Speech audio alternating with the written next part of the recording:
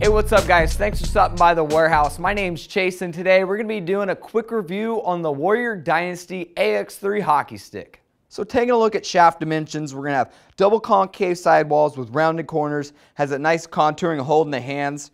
Now going into the construction, we're going to see that AX3 technology that's carried over from that flagship AX1. Now this uses strategic stretch fibers on the front and top portion of the stick, whereas on the backhand and the underbelly of the shaft, you're going to see some compression fibers. What this does is it allows you to load up on your shot quicker, and then once you unload, you're going to get even more recoil, so it's going to give you a little more power as well.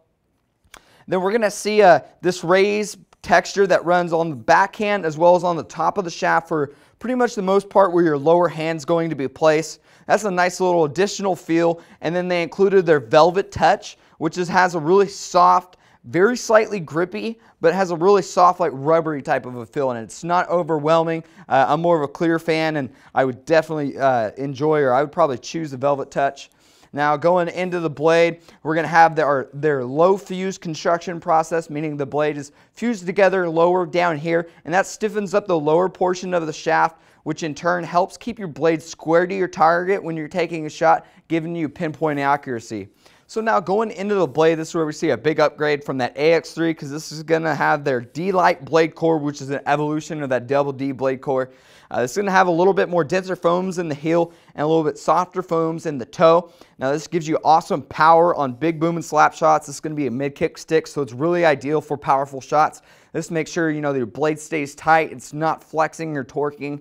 And then they use this Unispar reinforcement, which is just one single strip of a carbon fiber reinforcement that runs the entire blade. This just helps add to the stiffness and rigidity, so that helps, really the durability as well as, again, that accuracy, making sure your blade stays closed.